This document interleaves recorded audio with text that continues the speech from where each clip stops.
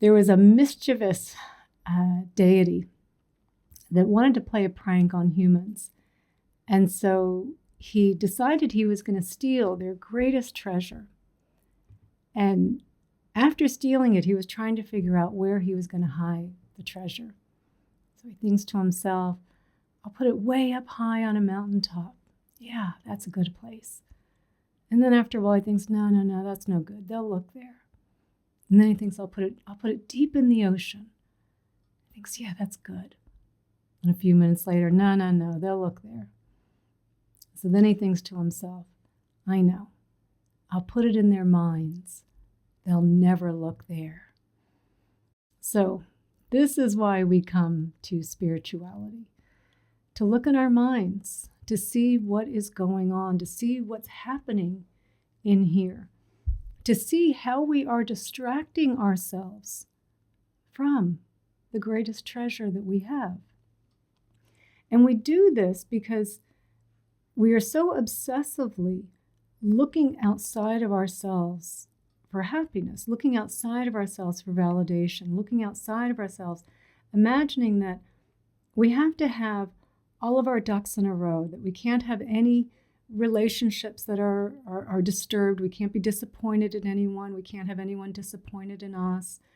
We can't feel any discomfort. We can't have any backaches. We can't have anything that's broken. And we're desperately always trying to just get these good conditions to just stay. If I can just manage to get all of these things in order and to stay, then I can be eternally happy. But all we are doing is rearranging deck chairs on the Titanic. Because every time we get the deck chairs in order, all of a sudden all of our relationships are okay. No one's upset with me. I'm not upset with anyone else. And everything seems to be working, and there's no physical pains. I'm healthy. Everything seems to be good. And we take this deep sigh of relief as though, wow, finally, okay, everything's good. And it's going to stay this way, right?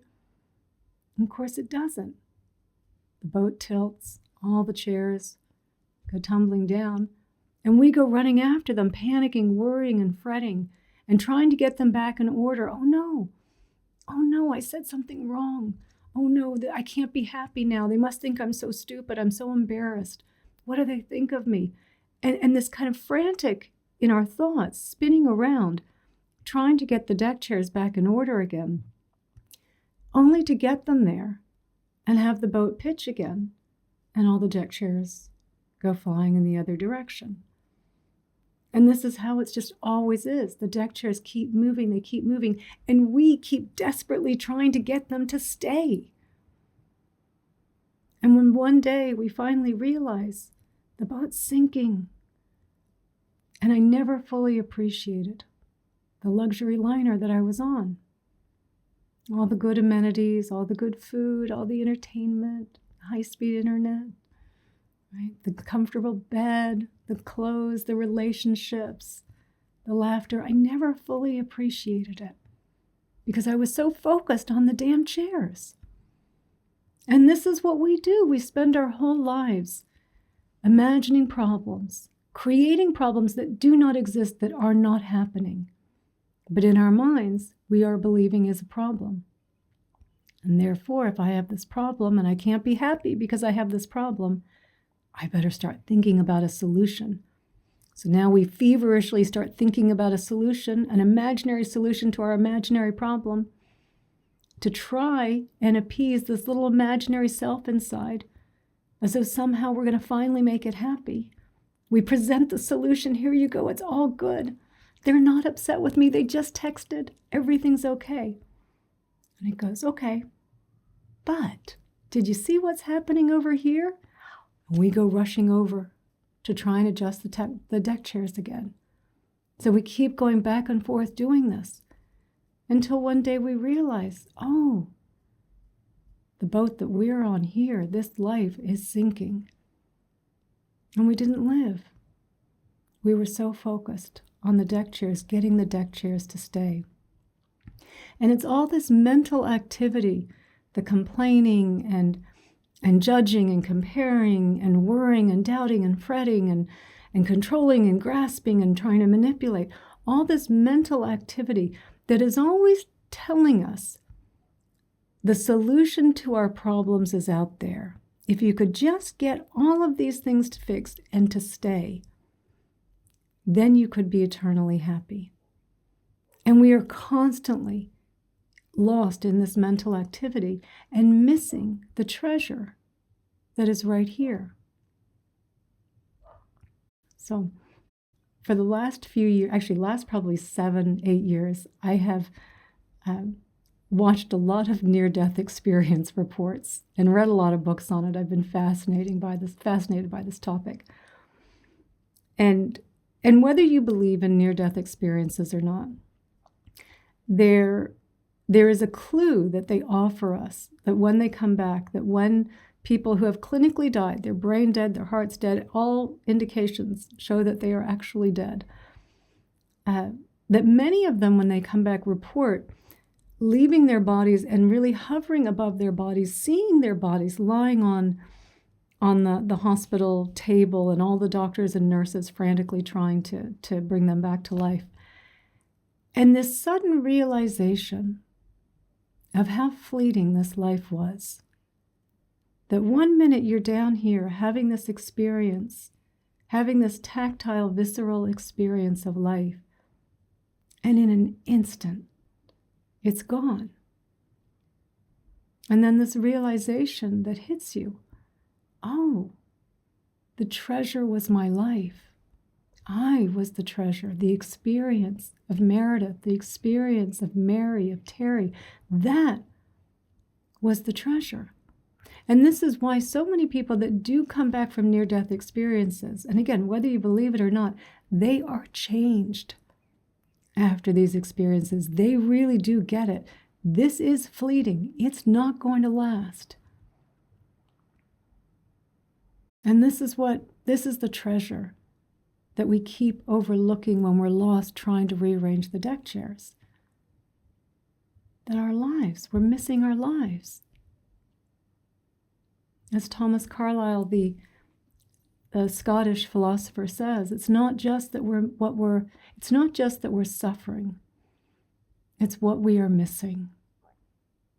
And of course, we are suffering a lot. There's a lot of suffering in trying to control and manipulate and always second guess and rehash the same thoughts over and over and over. What do they think about me? What do I think about me? There's a lot of suffering in that.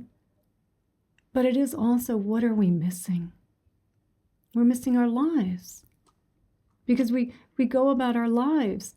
We go to school and maybe college and get jobs and get married and have kids and maybe grandkids and different experiences along the way, maybe retire. And the whole time we're just sleepwalking through our lives, not really there. Still always so focused on the deck chairs up here. Are they shifting again? And then missing all these beautiful moments. We're walking through our house and we're so lost in our thoughts about the deck chairs. Something shifting, trying to fix it. You missed just a beautiful moment with one of your puppy dogs, your cat, your child, your partner, because we're just lost up in our thoughts, or we're going for a walk and we're so lost in our thoughts. We don't see the butterflies and the birds and feel the wind on us, or the beautiful colors all around us. We don't see any of it. We don't appreciate any of it. All these little moments of joy that we miss because we are so lost in our heads rearranging the deck chairs. We don't see how fleeting any of this is, how precious this is, how every moment it's changing. No two moments are the same, because the nature of the universe, the nature of the world, the nature of us and everything in it is impermanence, transient, fleeting, changing. Everything is always changing, and everything is interdependent and interconnected. Everything is in relationship to each other. That's how it is we're rising, in relationship to each other. We are on this call right now, all in relationship to each other. If none of you turned up, I would have turned off by now and gone and done something else. It wouldn't be taking place. Each of you participated in making this call happen. Right?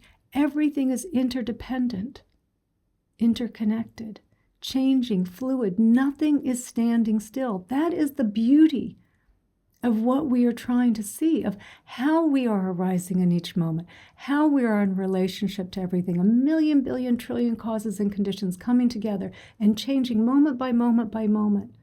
No two moments the same, always changing. And it doesn't mean that we don't experience unpleasant moments. Of course we do. It's the world that we live in. We can't have up without down, gain without loss, praise without criticism, cold without warm, light without dark. We live in a world of opposites. The only way to experience it is to have both sides. But when we experience something unpleasant, that's really happening, not the deck chairs being rearranged in our mind, there's this understanding, it won't last. I've got this project I've got to do and I'm on a deadline. I've got to get it done. Okay, I got to push myself a little bit. I'm a little tired. Kind of want to go home and take a nap, but I got to just push myself a little bit more. Okay, it's not going to last. It's not going to last. It's okay. I can push myself.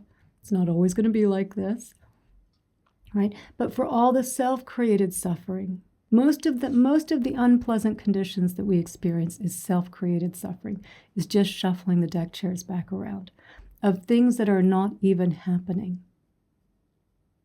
And we miss what is here every time we do that. Even if it is something unpleasant that really is happening in this moment, and we start pushing back on it, again, we're missing it. But if we're experiencing something unpleasant, and we're seeing the world the way it really is, okay, of course I should still experience unpleasant things. I'm having a human experience. I can't experience the world any other way. So we're not pushing back on it that way. We're not pushing back on it, telling ourselves a story about why this is such a nightmare and so unfair, and why my internet is too slow, or this page isn't loading and it's driving me nuts. We're not telling ourselves a story about it either. It's just, this is what's happening right now. I guess I'm going to take a little break. Guess I'm going to take a few breaths, pause, wait to see what happens, reboot the computer, see what happens, right? Because every time we do that, every time we get lost, even if it is something that's happening, but we're pushing back on it, thinking it shouldn't be happening, we're missing what we're seeing. We're missing what's here. We are missing seeing what's here. And as John O'Donohue, the Irish poet and priest, says, I would love to live as a river flows, carried by the surprise of its own unfolding. We're the river. We are the river, flowing, never standing still, because we are rising on each moment based on all the conditions, all the things that are happening around us, the weather, the other people around us, the bugs, the scorpions, the snakes, whether they're coming in the house or they're not coming in the house. Right? All these different conditions are biology, just what's happening inside, whether we're feeling sick or we're not feeling sick. All of these different things coming together and arising in each moment. And we are this river that just continues to flow based on that. Right? And we imagine that we know what's going to happen next. We don't know what's going to happen next. We have an idea. We think, I'll be on this call for a while, and then I'll get off the call, and then I'll do such and such. But maybe you get a text halfway through and someone needs your help. And all of a sudden you're off doing something else. Or the internet goes down. Okay, call ended early. Or it starting to rain outside. I better go outside and get all the things and bring them in. We have this idea that we're always projecting because we're always simulating our reality. And then we think, I know exactly what's going to happen. But we really don't know what's going to happen. And when we come into the present moment, and we see how fluid all of this is, how changing all of this is moment by moment, how interconnected, how interdependent it is. We are carried by the surprise of our own unfolding. It's a mystery, and that's the beauty. I wonder what's going to happen next. Let's see what happens. Sure, I have an idea. We'll see if it happens. Maybe it doesn't. Maybe there's a little change of plans. And in that change of plans, instead of this, oh, I changed my mind, I'm going over here. Why did all of a sudden I make this change to go over here? Well, someone texted me and gave me this idea, or all of a sudden I felt hungry and I realized I didn't have something in the fridge. And really kind of taking it back to go, why did this happen? Because I feel like I'm so sure I'm making all of this happen. Instead of pausing and looking at all of the conditions, all of the causes, and going, I see how this is arising in each moment. It's not me independent in here making all of this happen. I am arising as the river. I am flowing. I am the river, carried by the surprise of my own unfolding that is dependent upon everything around me, arising based on everything around me. But as long as we stay lost in the dream of thought, of musical deck chairs, complaining and judging and worrying what everyone thinks, we won't see it. We won't see it.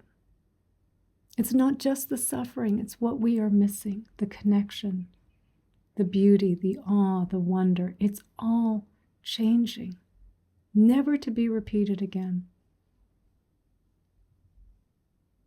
And this is why we come here each week on Sunday Sangha, to learn how to pay attention, to learn how to see what is really going on, to take off our glasses that keep us in this delusion of separateness, to see what is really going on. Not to become something else, not to become something more holy, more spiritual, because that's just another trap. That's becoming something. We are not something. We are not a thing. We are a process. We are an activity, a verb. And that's what we are trying to see, what is really happening. Not trying to be something different, but to see what is already here. And it's only when we see our true nature and the true nature of the world, the universe that we live in, that we're finally free. In order to let go, in order to really trust the present moment, we have to see what is going on. We have to see how everything is arising, interconnected, interdependent, and changing moment by moment. We have to see there is nothing to hold on to. There is nothing to grasp at, because we will keep grasping otherwise. We'll have moments where we'll let go, but that tendency will still be there because we think there is something to grasp at. We think there is something that's grasping instead of just our thoughts giving this illusion, this very compelling, very convincing illusion. And it's only in the truly letting go where we do live more in appreciation and gratitude for the lives that we have, where we live a little more gently and more softly, more simply, because we appreciate what we have, that there's an understanding that there's nothing outside of me that could possibly complete me. There's nothing in the next moment that could possibly be that it is there that isn't in this moment. That we can see that there really isn't a next moment. That's in our heads.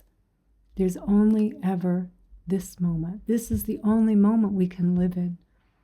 Everything else is a fantasy, a delusion where we feel separate and small and limited. So it's not easy. This is not an easy task.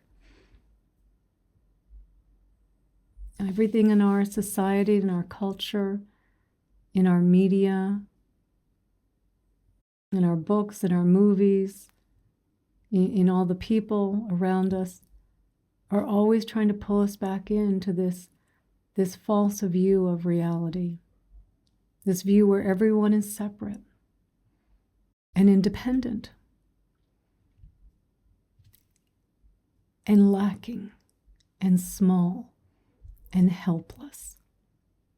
We keep getting pulled back into that. So it is not an easy task by any stretch to see what's going on. And we can say, well, yeah, it's just too hard. Okay. It's too hard. Do you want to stay with what the alternative is? Just to stay like this? To suffer?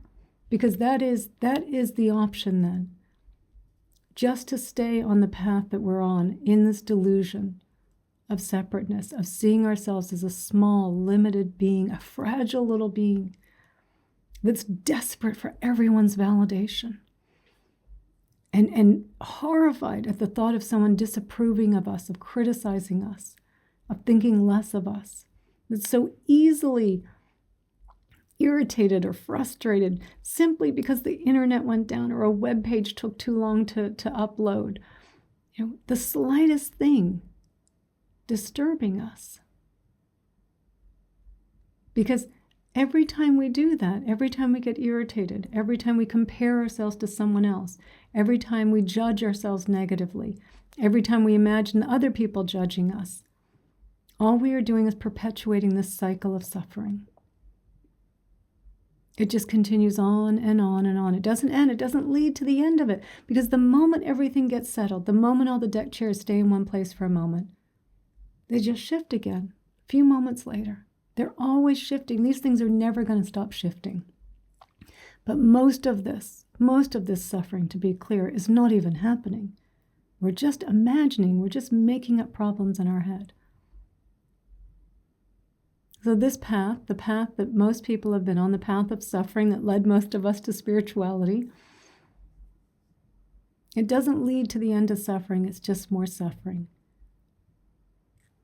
And then a spiritual path is a path where we learn how to see, we learn how to pull ourselves back from the delusion, where it does take time and it takes effort to meditate and to come on to Dharma talks. It takes time, but it's really a net gain, because for every minute that we spend being pointed in the direction of reality, and every moment that when we're meditating and we're pulling ourselves out of our thoughts, bringing our attention back to the present moment,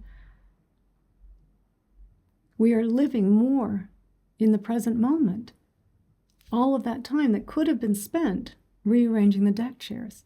So it's really a net gain. If you meditate for 20 minutes, 30 minutes in the morning, you've probably saved yourself a couple of hours of suffering. That's a good return on your investment. If you're practicing, when we are practicing mindfulness, which requires effort, in the beginning, it definitely requires a lot of effort. We're not used to it. We forget. We simply forget. We simply forget. And that's one of the translations of the Pali word sati, S-A-T-I, which is translated into mindfulness. But one of the other translations is remember. We simply forget. So it's remember, keep coming back. Remember to pay attention to what's happening in your experience. Notice when you're lost in your thoughts and you're worried about something and you're so convinced that it's outside of me. I've got to fix something outside of me and then I can be at ease. And you notice it and you go, oh, no. The problem isn't out there. I'm lost in my thoughts. I'm rearranging the deck chairs. Let me come back into the present moment. Let me breathe. Let me look around, hear the sounds, feel, taste if you're eating your food, might smell. Come back into the present moment and go, oh, wow.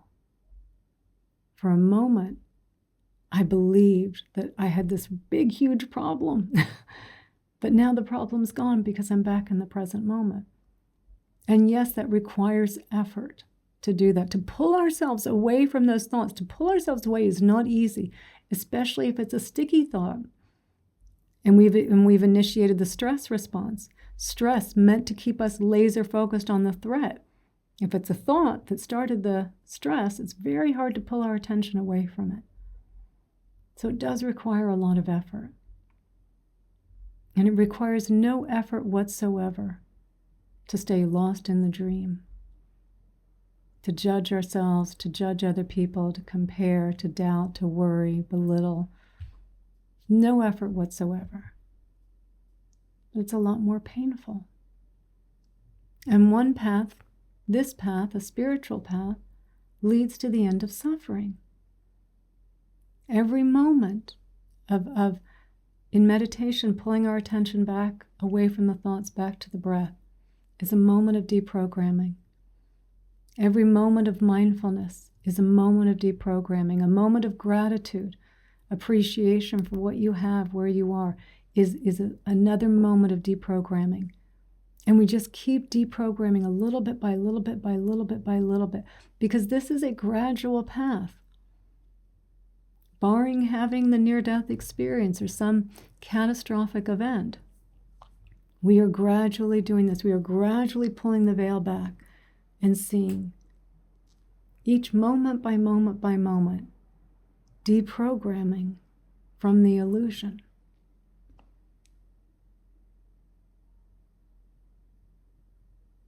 So there's a story of a great Zen master, Bokuhu. And Bokuhu lives in a cave. And he does have many disciples that live around him in the surrounding caves. And they provide the food for him. And every now and then he gives a talk to the disciples. And the disciples would often hear Bokuhu calling out his name, Bokuhu. And then a few moments later he'd say, yes, I'm here. And then a little later, Bokuhu. And then he'd say, yes, I'm here. And after a while, one of the disciples built up the courage and went and asked Bokuhu, he said, what's going on when you're calling out your name? We're all kind of curious. And Bokuhu says, whenever I'm lost in a thought, I'm worrying, I'm fretful, I'm believing the delusion of separateness, I call out my name, Bokuhu, and it wakes me up because I look around. I remember where I am. And then I say, yes, I'm here. And goes, okay. So then a few years go by, and they no longer hear Bokuhu calling out his name. So the same disciple, he goes up and asks Bokuhu, he says, what's going on? We don't hear you calling out your name anymore. And he says, because Bokuhu is always here now. So we use the practices as long as we need to use the practices for. But the practices are a tool to help us see reality. We are not getting, or we should not be getting lost in the practices. Trying to become good meditators, impressing our friends with how many hours we meditate a day, or what type of practice we do, who our teacher is. This Lama, that Lama, right? We want to be really careful not getting lost in the practices. And to remember that every practice that we are using is meant to wake us up to reality, to see what is going on. That's what they should be doing. If our practice is not waking us up, even if just in that moment, then we need to look at the practice and say, what's going on? Why are you not seeing reality even in this moment? We need the practices until we start to see. And even then, we still need the practices, but eventually, you no longer need them. The Buddha uses the analogy when you need a raft to cross the river, but once you've crossed the river, you no longer need the raft. And I do think it's important that we remember this with our practices. They are tools to help us see reality. Do not get attached to them. Make sure that you're not just going through the motions of them. Sitting down and meditating for 20 minutes, but just lost in the fantasy and never pulling yourself back and saying, I meditated. Or when people say, and especially be careful. I wake up and I just set my timer, my Insight timer, while lying in bed. You're probably just dozing for an extra 20 minutes. That's what you feel good, right? You woke up, I got an extra 20 minutes snoozing, right? Our practice should be waking us up, helping us to see reality. And so this is what we are doing each week, right? We are trying in the Dharma talks. The Dharma talks are the instructions on how to see reality and pointing the way and saying, this is what reality looks like. Pay attention. And then doing the practices that help you see. If you're trying to bake a cake, you don't just watch videos on how to bake the cake and never go and get the ingredients and bake the cake. The Dharma talks are pointing us, and then you go and you practice. You meditate, you practice mindfulness, heart-opening practices, contemplation, prayer, all of these practices, all of them helping to deprogram us, to see what is really going on. We don't have all the time in the world. We don't have as much time as we think. And why would we put off living our lives? Why would we wait? Do we think this is a dress rehearsal? And that it's really going to happen next year? The year after that? That may not come. It's about seeing we don't have this unlimited amount of time that we think we have. Not meant to scare you with that, meant to wake you up into the present moment. Stop worrying about all of this shit that doesn't matter. Whenever we lose someone, whenever someone passes, all of the stuff that we were thinking about, fretting about, worrying about, all of the little deck chairs we were moving around, all of a sudden we go, oh my God, none of it matters. It wakes us up for a moment. It always happens when someone passes or someone we know gets diagnosed with something. Oh man, all this stuff doesn't matter. But it's not based in wisdom. It's not based in wisdom because eventually those conditions change. And then we slowly start going back and rearranging the deck chairs again. So the path that we are on is a path of wisdom. Wisdom and compassion, because real compassion comes out of wisdom and real wisdom comes out of compassion. The two are interdependent, interconnected, related. And so this is what we're doing, is to try and come and see the treasure is our lives. This is the treasure. Not our lives next week, next year, next month, not when everyone likes me and no one's upset with me and everything works.